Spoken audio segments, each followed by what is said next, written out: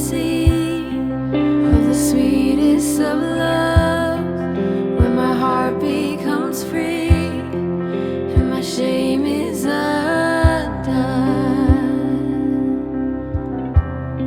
In your presence, Lord,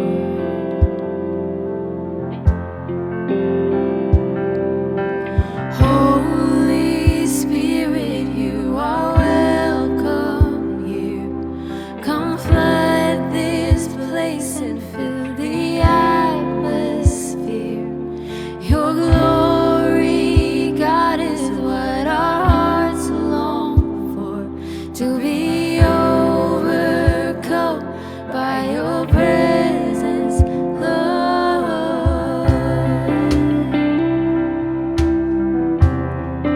Your presence,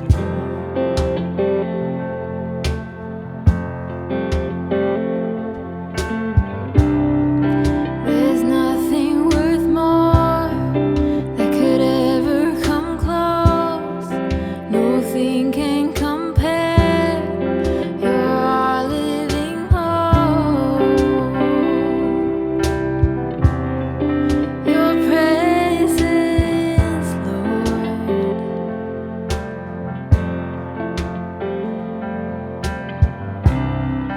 I've tasted and seen of the sweetest of loves, when my heart becomes free and my shame is undone. In your presence, Lord, and Holy Spirit, you are welcome here. Come flood this place and fill the atmosphere. Your glory, God, is what our hearts long for, to be overcome by your presence, Lord. Holy Spirit, you are welcome here. Come flood this place and fill the atmosphere. Your glory, God, is what our hearts long for, to be overcome by your presence, Lord.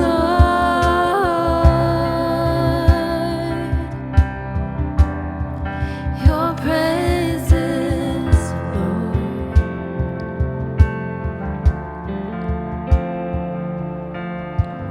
Let us become more aware of your presence. Let us experience the glory of your goodness. Let us become more aware of your presence. Let us experience the glory of your goodness. Let us become more aware of your presence. Let us experience the glory of your goodness. Let us become more aware of your presence. Let us experience the glory of your goodness, Lord.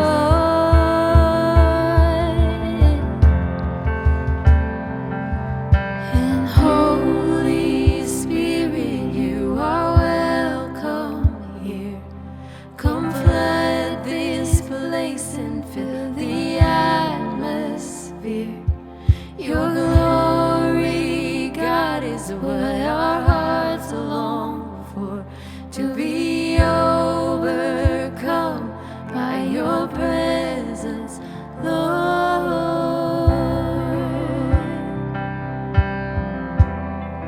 Your presence, Lord.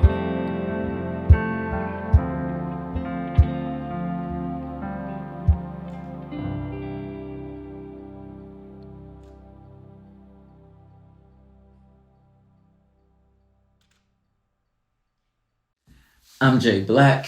And I'm Cabronica Ellis. And we are the creators, owners, and operators of Kingdom and Will, a Christian clothing company in Montgomery, Alabama. The summer of 2000, I was in college and I used to freestyle rap all the time, like 2, 3, 4 hours a day. I don't know. I just used to be out there rapping all the time. And a young lady comes up to me while I'm doing my thing. And, there's a crowd around me, usually, not a crowd, several people, 5, 10 folks or whatever. So she comes and stands and watches me for a while. And I say something lightweight offensive. So I got to go to her and apologize afterwards. And we become, acquaintances, friends or whatever. And shortly after that, she invites me to church. And I go to church and I meet some of her friends. And it wasn't the church service that did it, but this community of people that was around her. It was young people in their 20s, either in college or just getting out of college. And I saw something that I never saw before. And let me back up a little bit to get you where I was at this point, or where I am at this point in my life. I grew up in church, but didn't really care too much about God. That stuff wasn't taken. I won't say I didn't care much about God, but I didn't care much for church and church people. I seen a whole bunch of hypocrisy growing up. I kind of got to the point where I thought it was all fake because the people around me didn't match what I saw in the book that they were reading. So I kind of wrote off, how I grew up in church, but I had this thing that had been developing and brewing for the last couple years leading up to this August of 2000, where I just wanted to be right. Or some people might call it righteous. Whatever right was, that's what I wanted to be. It was something in me that was just hungering for that thing. And I would spend a lot of time in the library. That was at Alabama State University. So I would go to the 3rd floor of this library all the time and I'd check out books on religion. So I just wasn't studying Christianity. I'm reading books on, the Eightfold Path of Buddhism, or the 5 pillars of the Islam faith. And, I'm checking out the Bible a little bit too, trying to figure what's going on in Judaism. Whatever is out there, I'm reading it, digging in. So as I'm rapping, this lady comes up and she introduces me to her church family and her friends. It's just a lot of young believers, and they're like nothing I've ever seen before with church people or young people, because young people are supposed to be wild and free and partying and doing all this stuff. But it's weird. Like, guys would invite me over to their house after church, and it's like an apartment with 5, 6 guys, and they're all like cool guys, but they're like praying together. Like, let's get up in the morning and pray. They ain't talking about going to the club. They're just sitting around like having Bible study, or let's go worship, or it's like some weird stuff. And that's just how they live. Never seen anything like it. And then we might bop over to one of the sisters' house and notice they got the same thing going over. It might be 2, 3, 4 young ladies over there, and they're just all about Jesus, and that's all they do. You're around guys and nobody's never like, hey, check that girl out. No, they were like super protective of the sisters and everything. I'm like, this is crazy. This is what I want. This is what I'm looking for in life. And I basically just asked God to give me that. That's what I was searching for all that time when I was reading all those different books and religion and whatnot. So I just fell right in line, changed my life all the way around. So when I'm out there rapping, I'm like the typical secular rapper you might know. I'm out there freestyling, making people feel bad about themselves, using all the expletives and everything else. It's crazy. And then I go back out and I'm rapping about Jesus. I still keep doing that stuff.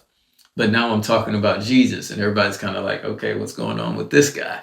But through that, I ended up making some back then CDs and all of that stuff. And through time, I would meet other young men doing the same thing. They were either Christians or thinking about being Christian, or rappers or whatever. And I would meet these guys and we're just talking, having conversations, doing life. And they're all just asking me questions and questions and questions about the Bible and life and what's going on. And it got a little overwhelming at the time. So I was like, how about all y'all meet me at my house on Monday night, and I can answer these questions, because they're all asking me like similar questions, because they're all at similar place in their life. And I have my partner Zink come with me, and I'm like, yo, come help me field these questions. That's my brother. We kind of grew up together in that fellowship of believers I told you that I kind of melded into. I think we were doing it for about 4 years or so. And my partner Zink, he's teaching at his church. He's teaching a youth group. He's not the youth pastor or whatever, but he was kind of pitching in and helping out one day. And so I go over there to listen to him. We're not going to the same church at the time. And the kids are hanging on to every word he's saying. They're just like really into it. And, the main service is over. They're still there. So afterwards, I start talking a little bit, getting into the conversation. And Cabranica is one of the youth there. She's one of the kids, one of the teenagers. And so we meet, and several weeks or months later, I don't know how long it was, but she reaches out to me through Facebook, and she's going through some things through her life, has some questions about God and faith and some personal stuff going on in her life. And I'm like, all right, she want to know, let me give it to her. And I find myself, because I haven't, by this time, I haven't come along with the text revolution, and we're like in the Facebook Messenger, and I'm typing like big paragraphs, and I'm like, this is weird for me because I talk, and she's like texting back and forth. I'm like, whatever, this is how these kids communicate, let me figure it out. So we're going back and forth, and she's just been hanging with us ever since. But she got a rough patch a few years ago, coming up on 2018, and I'm like, what's really going on? I started noticing some things maybe towards the end of 2017. We had a couple little conversations, but she's like, I'm all right, I'm good, don't worry about it. And I'm like, I'm noticing some little stuff, I don't know. I'm just picking up some stuff. I was like, I've seen this movie before. I've been around a lot of church folks, around a lot of Christians. I can kind of see where this is going, but she's assuring me she's good. So I kind of fall back a little bit. I'm like, all right, you good. But 2018 comes up, and boy, I'll let you talk about what happened in 2018. 2018, that was the worst year of my life. I think I can say that was the worst year of my life. I was depressed, I was anxious, and really all of it summed up is because I started living in sin. And I wanted to leave the faith. I didn't want to be a Christian anymore. I didn't want to go to church or go evangelize. Every Friday night we went evangelizing. And I did not want to do any of these things anymore. And so there's one Friday night, and Jay, so we're going home from evangelizing, so he's dropping me off. I'm the last one to get dropped off. And so Jay, as he said, he noticed this pattern of my life, and me starting to lose track of just drifting. Yeah, I was just drifting. Yeah, so of course I am playing it off. I hate showing that anything's wrong with me, but at this point there's no hiding anymore. And so this Friday night, as we're going home, Jay starts asking me a bunch of questions, and he's not letting it go this time. Like other times we'll have these conversations, I can brush it off, but he's not letting these answers pass, and he's like asking so many questions to where I just had to confess and just let him know what was going on, the things that I've been doing, the sins that I've committed, and just let him know just how things were going, truly. And so we end up in an empty parking lot, and it's like the middle of the night, and he's like, we about to pray. And of course, I do not want to pray. I don't want to talk to God. I don't want to worship. I don't want to have anything to do with God. Because it's like I haven't even talked to God in, I don't even know how long. It's probably been months at this point where I haven't even prayed. And so he's consistent, he's persistent, and telling me, okay, we have to pray. We're going to take care of this. We're going to get through this. And so we get out of the car. It's cold. I hate the cold, but whatever. And so we get out, and at first he's coaching me through the prayer. So he's asked me to repeat after him. And what I remember distinctly was to repeat, God set me free, Lord set me free. And we did that for a little while, starting off low and got louder. I hate being loud, but from what I understand now, like being loud is like it frees me and helps me. I guess understand that it's real. And as we got louder and louder, I just felt this joy that I've never felt before, that I can't even really understand how it works. So at this point, like once I felt that joy and this peace, it was just like so amazing, because it was such a drastic change from my depression and my anxiety and just wanting to die and just like leave the faith and leave just everything, to having this joy from God and this peace and this comfort and knowing that God is with me. And so at that point, I didn't even care anymore. I'm twirling around in the parking lot, dancing, singing to the top of my lungs, and like I've never done anything like that before, because I've had this complex of like just being embarrassed of doing anything that seems outward or anything where I have to show expression. I feel nervous. I feel like I'm gonna be crazy. But at this moment, I did not care at all. I had all this joy and this peace, and at that moment, I knew that God was with me and that I could change, and that was like the reset button for me to be able to love God and to stay with Him. And so that was an amazing moment. That year, it was rock bottom, but also helped me realize that God is amazing. So that started basically this period of restoration. It wasn't all, peaches and cream perfect from that point on, but it was the beginning of let's bring it back. You know what I'm saying? Let's get you back to where you were. Because previously she was really strong. She was on fire for God. She was doing whatever. She was out there. Didn't really have to worry about her too much. She was like a low maintenance Christian. But now she was in this place where I'm like, you in ICU. And let's do whatever I got to do. So my wife and I, we really took her under our wing and was like, whatever we got to do to bring you back, we're going to bring you back. So a part of that was she was working some jobs. She had a couple of different jobs she was doing, and the career track she was on had her in some places that wasn't ideal for her at the time. So we're just talking like, what really do you want to do with your life? And she had some things that she wanted to do, kind of like starting businesses, starting ministries. So we started this business to teach her how to do business. But it's all just it's a piece of the process of restoring folks and building people up.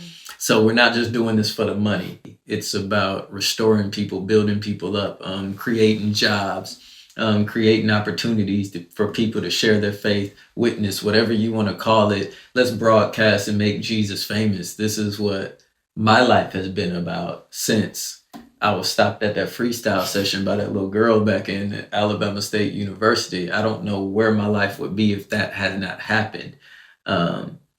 So don't be afraid to share your faith. Don't be afraid to be bold about it. But also don't be afraid to share when things ain't going right. The Bible says, confess your faults one towards another. And it tells those who are strong in the faith to help those who are weak in the faith, and build them up and restore them.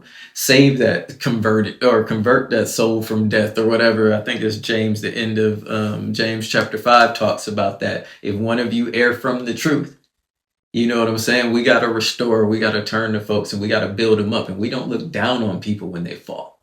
We don't look down on people when they messed up. No, but we rally around these people and we show them love and we build them back up and we restore them. It's just like the prodigal son. We go, you get the ring, you get the robe, you go kill the fatted calf. Let's have a party. The baby's back. And sometimes it doesn't look like the prodigal son leaving the house and staying in the pigsty and wilding out and doing all that stuff. Sometimes it's somebody sitting right next to you every Sunday in church. Sometimes it's your classmate in seminary. Sometimes it's your wife. Sometimes it's your husband, your brother, your sister, somebody close to you, and they're just putting on a mask like everything's good, but they're really having challenges and doubts. But it's incumbent upon all of us to know those who labor amongst us, and know those that are really close to us, and don't just take, no, I'm okay, I'm fine for an answer, but really press in. And those are the times where we really get the opportunity to see God work, because it's good to be, or it's fun to be a Christian when everything's going good and everything's fine. But you really see what we're made out of when we're at our lowest points, and you see what your brothers are like. Are they really your brothers, or are they going to turn on you when you low? Are they going to talk about you, or are they going to restore you and pick you up? So that's what Kingdom and Will is about for us. It's a story of restoration. It's a story of sharing the faith. It's a story of joy and freedom. That's why we like grace, and we talk about that, because it's only by His grace that we are not just living in our sin, but we're free. I hope somebody can take something from that. Just be encouraged. Jesus is King, man. Now to the King, eternal, immortal, invisible, to the only wise God, be honor and glory both now and forever. Amen.